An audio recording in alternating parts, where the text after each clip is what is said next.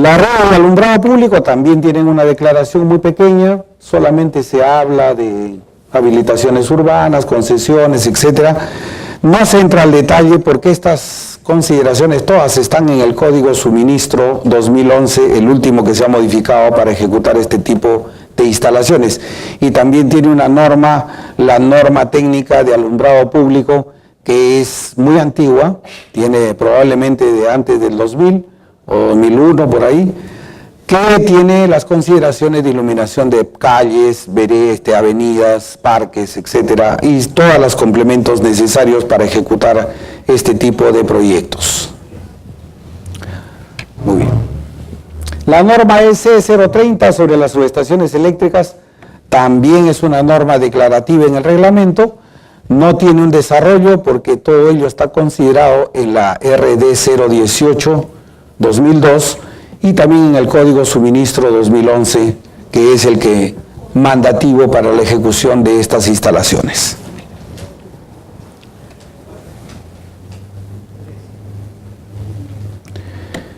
Bueno, las redes de comunicaciones también están dentro de esta consideración de la norma EC 040, ha sido actualizada en el 2011, es decir, los reglamentos han ido cambiando.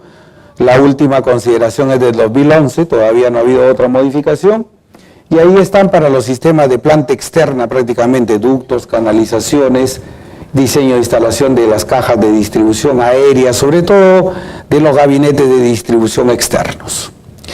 Fíjense, en este caso, esta norma se quedó corta con relación a lo que nosotros necesitamos implementar, porque tenemos la norma RD 085 de 1987 que implementa las dimensiones de las cajas telefónicas, de los tubos telefónicos para todo lo que es la implementación en las edificaciones, en edificios multifamiliares, en edificios de oficinas, en edificios de todo uso.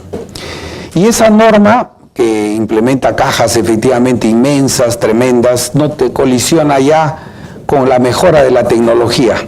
Para hacer un ejemplo, antes los cables de comunicaciones, los cables de multipares tenían pues unas chaquetas de plomo inmensas para poderse proteger de la inducción electromagnética. Sin embargo, todo eso ha cambiado. Los cables ahora son muy flexibles, pequeños, de multipares muchísimos, y necesitamos menos espacios, menos dimensiones para las cajas que se utilizan en los edificios. Entonces necesitamos, digamos, implementar todo un sistema nuevo de comunicaciones de acuerdo al avance de la tecnología. También cuando se ha hecho todas estas consideraciones de la norma y no lo menciona, no se había implementado nada sobre las redes de internet, sobre las redes de comunicaciones de ese tipo, solo se consideraba la telefonía. Después se le asimiló la red de televisión por cable, pero es una asimilación que no tiene normativa. Y luego los sistemas de alarma, que si bien tienen normativas internacionales de la NFPA, no tienen normativa nacional sobre dimensiones de canalizaciones para su implementación, así que son de libre ejecución. Igual que las instalaciones para las intercomunicadores y todo lo que sean comunicaciones, vamos a decir, las más usuales, las más comunes, sin entrar en comunicaciones complejas de otro tipo, ¿no? No redes de data, sino simplemente habilitaciones de comunicaciones para las personas naturales, las que viven normalmente en los edificios multifamiliares. Muy bien. Volvemos a la norma EM010 para ver los alcances de esta norma un poquito más descritos en las implementaciones. Muy bien. Los alcances de esta norma tienen que ver con que los diseños sean correctos, que se presenten planos de todas las consideraciones eléctricas, sobre todo, alumbrado, toma corrientes, salidas de fuerza, alimentaciones de todas las instalaciones, alimentadores eléctricos, tableros eléctricos, todos ellos deben estar figurando dentro de los proyectos de la norma que indica la norma, ¿no? Pero su utilización fundamental está en los niveles de iluminación. Esta norma ha implementado y ha puesto como obligación respetar los niveles de iluminación mínimos que se requieren para los ambientes donde se instalen, de donde se hagan uso de instalaciones eléctricas y de iluminación. Estas son las tablas de iluminancia que existen en la norma. Estas tablas nos permiten tener todos los accesos para utilizar la mejor condición de utilización de la iluminación artificial. Sobre todo en el uso de la normativa para instalaciones interiores. No ha versado nada sobre instalaciones exteriores, no ha versado nada sobre instalaciones deportivas, no tenemos ninguna normativa sobre ello. Y se toma en cuenta lo que indican pues las normas internacionales, las consideraciones de los tratados de iluminación, pero no hay una normativa sobre espacios deportivos, espacios amplios, tampoco no, solo sobre el alumbrado público que sí existe, ¿no? Entonces esta norma tiene toda una serie de consideraciones sobre la utilización en diferentes ambientes para todo tipo de usos, tanto industrial como usos de todo tipo de trabajos. Por ejemplo, acá hay trabajos en cuero, talleres de pintado, hay edificios para todo tipo, edificios públicos, hay áreas de oficinas, todo está casi considerado en esta norma. Pero para hacer completa la información, esta norma también ha sufrido una pequeña colisión, porque es pequeña, con la norma nueva que se ha implementado, la EM 110, que vamos a ver, acá está, perdón, la EM 110. La EM 110 hay también tablas de iluminancia que para algunas áreas que se consideran en la EM 010 no tienen los mismos valores, no tienen las mismas consideraciones. Y habría que pensar qué cosa es lo que va primero, qué cosa es lo que hay que cumplir. Probablemente se diga siempre que el valor más alto es el que prima para las ejecuciones. Pero todavía no se ha implementado eso. Los que implementaron la norma EM 110 no lograron, digamos, hacer una coordinación con la EM 010, no entiendo por qué, porque son dos normas que tienen que ver mucho con las áreas de confort de las personas, ¿no? Pero ahí están, y es una norma importantísima y hay que presentar cálculos de iluminación en todos los tipos de ambientes, salvo en las edificaciones de viviendas, sobre todo de edificaciones de viviendas interiores, edificaciones donde sean los departamentos, dentro de los departamentos, pero no en las áreas de servicio común. Todas las áreas de estacionamientos, las áreas de pasillos, las áreas de distribución común necesitan cálculos de iluminación que se tienen que presentar como justificación de los proyectos. Las tablas de iluminancia están ahí y los métodos de cálculo pueden ser manuales, pueden ser con tablas manuales o pueden ser con el programa Dialux, que está aceptado comúnmente, que es un programa abierto que usted lo puede tomar desde la red sin ningún problema, no tiene ninguna restricción y puede acceder también a los datos base de las diferentes empresas que proporcionan artefactos de iluminación. La ejecución de este sistema Dialux tiene unas grandes ventajas para la iluminación, permite iluminar todo tipo de áreas, permite iluminar una serie de espacios adecuadamente, permite racionalizar la iluminación, porque usted puede demarcar los espacios, no en general, sino solamente las áreas de utilización de la iluminación. Puede además de ello utilizar diferentes tipos de lámparas o de artefactos. Puede usted implementar lámparas con fluorescentes, puede implementar lámparas con lámparas LED, con todo tipo de usos y puede tener muchas alternativas económicas y de buen nivel para su proyecto de iluminación. Todo ello es importante y la norma, a pesar de haber sido hecha antes de que llegue el boom de las lámparas tipo LED, está muy bien implementado y está muy bien tratado para que puedan tomarlo en cuenta en sus proyectos y ejecución de las obras.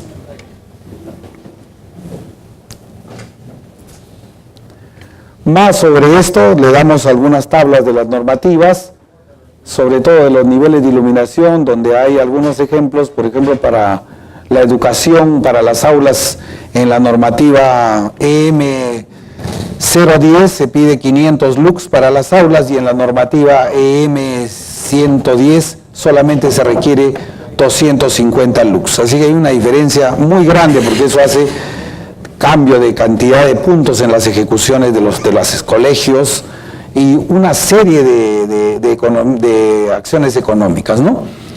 Habría que complementarlo, habría que hacer un estudio de qué es bueno, qué es malo. Parece que la norma de 500 lux es bastante excesiva, sobre todo para los colegios públicos, que en muchos de ellos no hay implementación de clases en las noches, solamente se da clases en las mañanas, en las tardes, ¿no? Y con luz, natural, complementada probablemente con la luz eléctrica, pero que no requiere pues niveles de iluminación tan altos como los 500 lux que se requería en la norma anterior, ¿no? Ese para hacer solamente un ejemplo de los cambios. Y ahí tienen en algunos recuadros remarcados las otras consideraciones donde las dos normas tienen diferentes valores para su ejecución. Eso, por supuesto, que cambia mucho la parte económica de la ejecución de los proyectos, ¿no?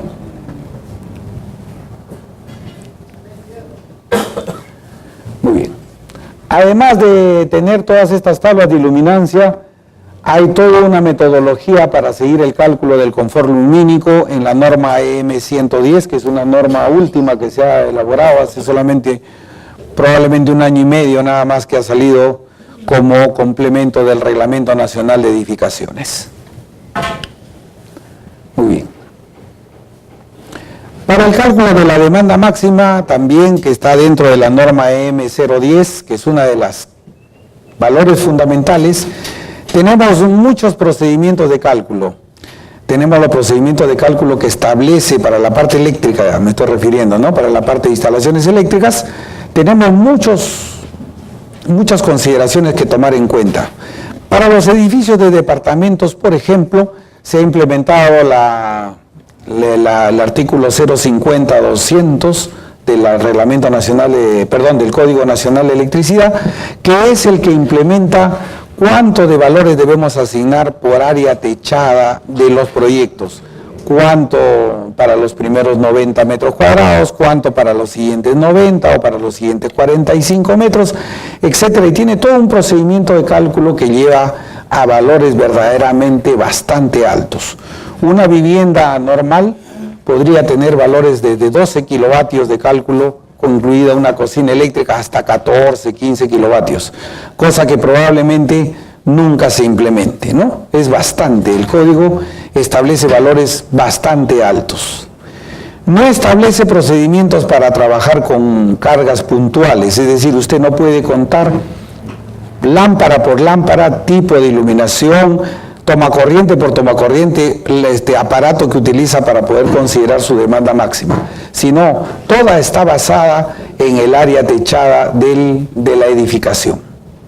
Y eso, por supuesto, que tiene sus pros y sus contras.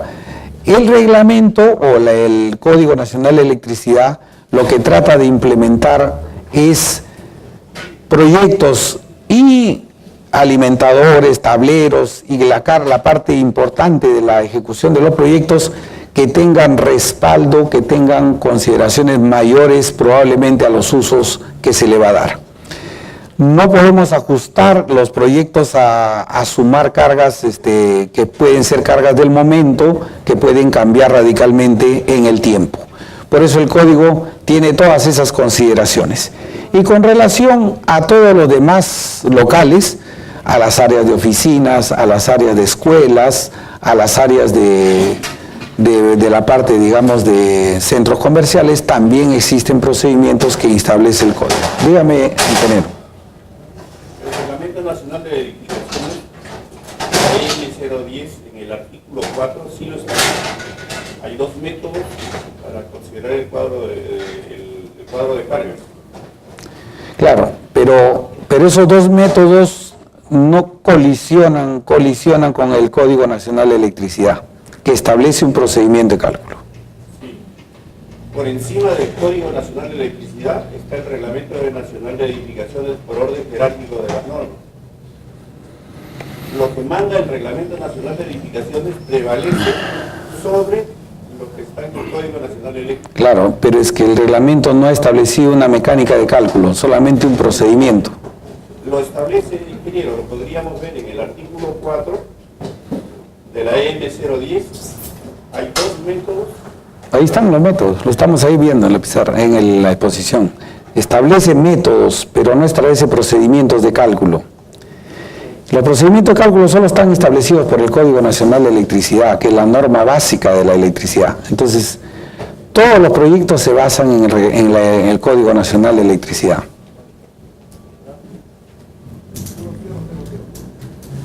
Entonces, por eso les estoy mencionando estas, no contradicciones, sino estas, digamos,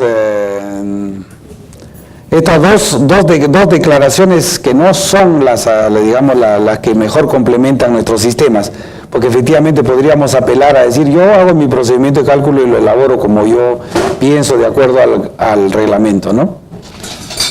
Justamente allí donde dice en el método 2, considerando las cargas unitarias y los factores de demandas que estipula el Código Nacional Eléctrico y las normas DGE, el factor de simultaneidad entre las cargas será asumido y justificado por el proyectista.